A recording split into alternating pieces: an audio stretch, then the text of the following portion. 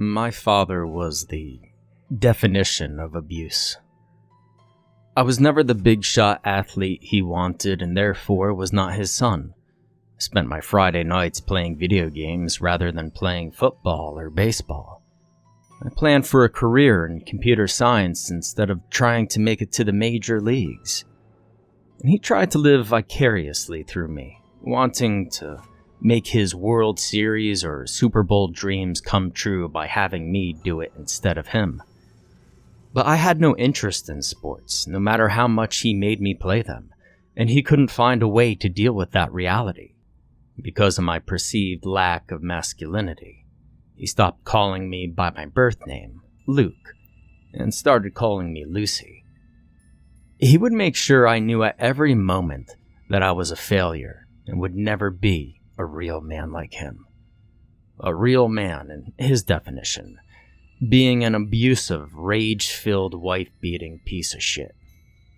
Well, his words can't hurt me anymore. I know they come from someone who isn't worth my time. My mother eventually built up the courage to divorce him, which was the straw that broke the camel's back for his mental state.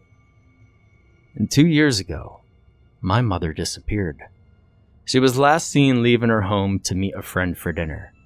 They found her car on the side of a back road without a scratch on it, and I knew immediately that my father had been responsible. But the police cleared him of any wrongdoing, as he was a cop himself. He stayed on the force for 2 more years before retiring, and still, there were no answers to what happened to my mother. The investigation was short, not in depth, and turned up no leads. I pushed to have my father investigated, but the judge shot it down, citing his years of reputable service to the community. He'd always managed to put on the mask of a joker and family man, even though we knew the truth. And the town loved him, the easygoing jokester cop who couldn't hurt a fly. Every restaurant gave him a free beer. Every store gave him a discount. He'd even share his donuts with you if you asked nicely. And despite turning into a monster in the comfort of his own home, in public where everyone could see him, he was just the best man on earth. And for that reason, nobody would believe me when I spoke of the things he did. Living in a small town, pretty much everybody knew him and would say he wasn't capable of hurting anyone, much less the woman that he loved. When I went off to college, I severed all ties with him and urged my mother to leave that waste of a man. Finally, she did so in the middle of the night and brought tape recordings of his verbal and physical abuse with her. She drove over 100 miles and filed for a divorce and a restraining order. It really looked like my father was out of our lives for good. For a few months, she heard nothing from him, having blocked his phone number and making sure nobody could find her landline. Somehow, my father found a way and called her in a fit of rage, demanding that she return home. He threatened to kill himself and others if she didn't. In an attempt to dissuade him, she let him know that she had plenty of evidence of the abuse he put us through for many years, and that she would release it if he didn't leave her alone. He hung up, and that, it looked like, was the end of it. 1 week later, my mother is missing, never to be seen again. It's not a coincidence, but it doesn't matter. Being right doesn't mean anything. What counts is the interpretation that you are right. In the eyes of everyone at home, I'm wrong to think such a gentle, loving man could be so vicious to his own flesh and blood. I mean, I was just looking for attention or money, right? Apparently, so was my father. So a few weeks ago, I received a package in the mail. It was a box, maybe about 8 inches long, 4 inches tall, and 6 inches wide. There wasn't any weight to it, so it couldn't have been something I ordered online. I took it to my dinner table and sliced through the tape with a knife. The package was overflowing with puffballs, which I pulled out in order to reach what was inside. In this unsuspicious box was a stuffed doll made clearly for young girls. It wore a blue dress and puffy black shoes. It didn't have any fingers. And it had arms out to the side like she was coming in for a warm embrace. What caught my attention was her face. This otherwise mostly flattened doll had round, bulge, swollen eyes made of thick plastic and were roughly glued on. Now looking closely, there were small red lines all throughout the white of the orbs, replicating blood vessels. Her smile was wicked and jagged, like a hilly ravine that stretched across her entire face. It had no nose and brown hair that parted in the middle and curled up at the shoulders. It was just like the hair my mother had. And looking at those eyes again, they were dark green, just like my mother had. I looked back in the box and saw a note card laying face down next to where the doll had been placed. Sliding it out and turning it over, I saw my family's familiar scratchy cursive handwriting. He referred to me as Lucy as usual, and said that he knew I would love the doll he made. Not only because little girls are supposed to love dolls, but also because of who the doll is modeled after, implying that her hair and eyes weren't an accident. It was all the proof I needed that my father was the man behind the disappearance of my dear mother, or at the very least, he knew who did it and let it happen. Ripping the card up, my teeth clenched with fury. I ran down to the basement and opened the safe. I took out a gun, a few knives, and an axe. To abuse my mother and me for years on end was bad enough. It's worse to kill my mother and make sure nobody found out. But to then taunt me using the same tactics he's used for my entire life, to brag about how much of a bloodthirsty monstrosity he is, and it becomes clear that you're well beyond the electric chair. The drive to my hometown would take 6 hours. I knew it was likely that I would be arrested and jailed for life if I went through with this. But when all you see is red, you don't think about the consequences. All I wanted to see was that bastard's entrails flopping out of his beer belly and that pathetic, Santa-like beard become clogged with blood. What I wanted to see was the man who ruined the first 20 years of my life, and then took the only family I loved to painfully die where I could see him. The drive felt much shorter than it was, likely because of how fast I was going and being preoccupied with thoughts of revenge and unending hatred for the man who calls himself my father. 6 hours went by in a flash, and I drove to my hometown. It was in the mountains, a population of just a few thousand, and featured one busy street, a few schools, and homes that were at least 150 years old. This town had a lot of history behind it, but I never cared for that. Too many bad memories for me.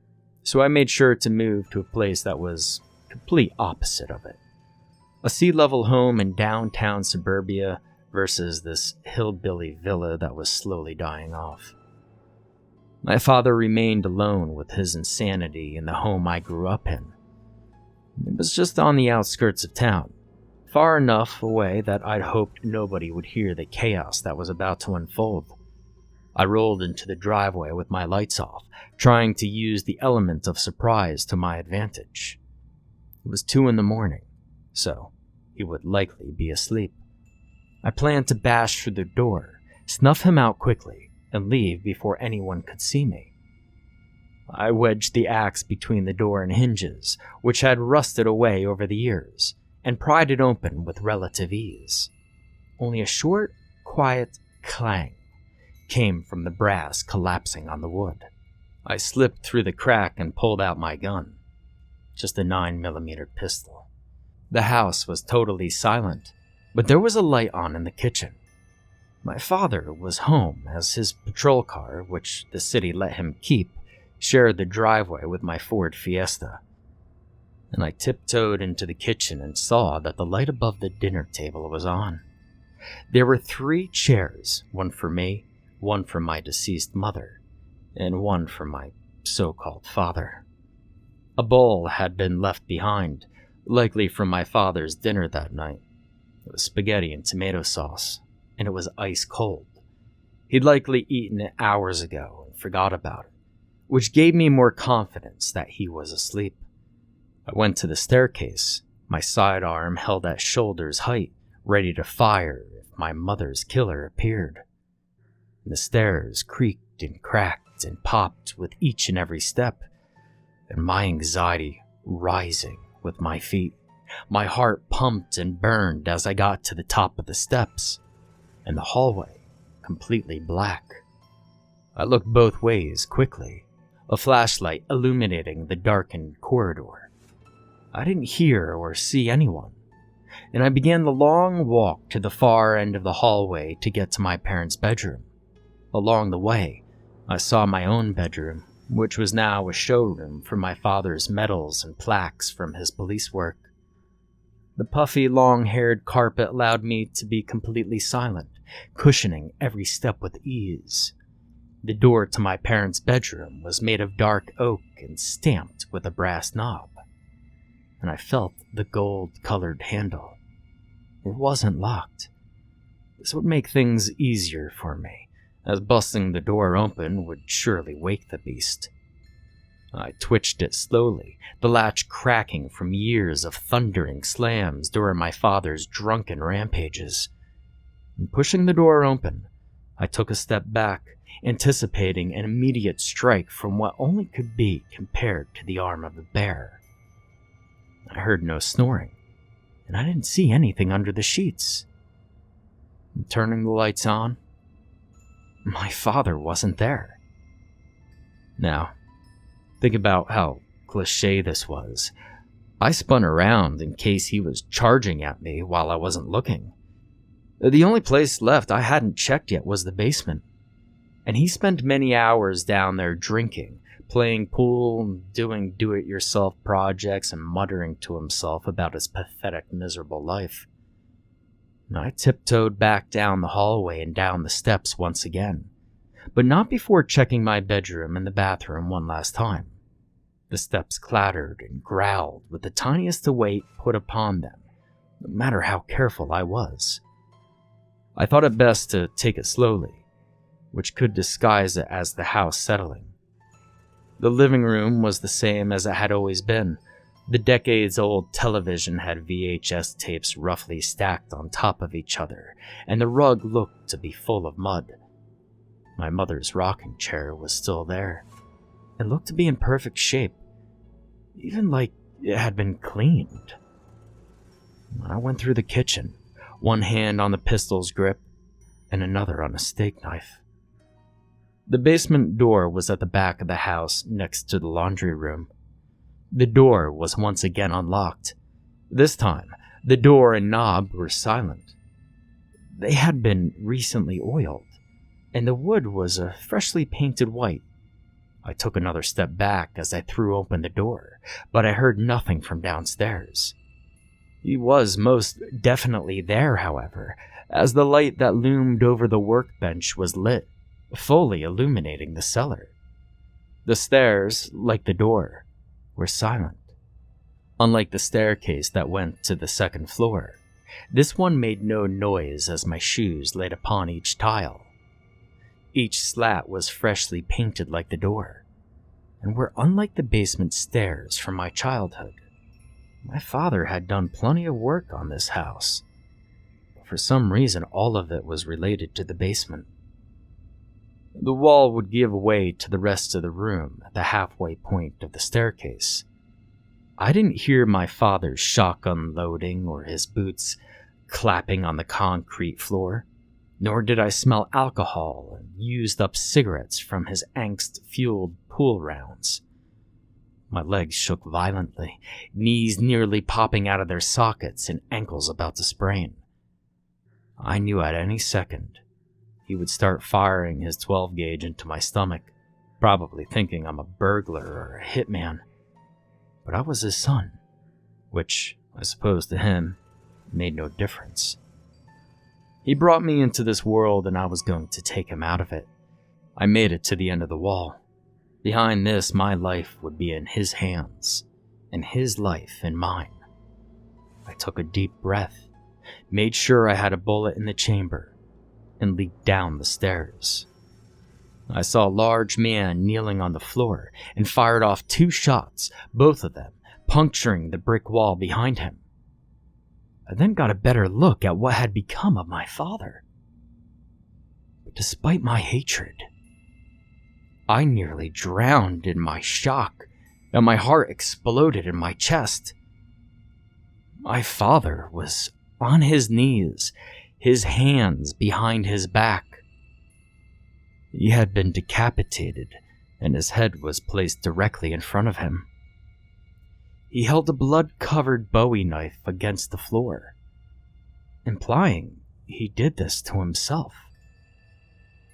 I slowly walked up to the corpse so I could confirm if this really was my father, and if there were any clues as to what had happened to him. He was dressed in his police uniform, body armor and all, and his cap rested on his buzz-cut head. His face was instantly recognizable, and not in the way I expected nor wanted. His eyes were now large plastic balls, and his eyelids and nose had been cut off. He had this wicked smile that was just like a hilly ravine stretched across his face, just like the doll that he had sent to me.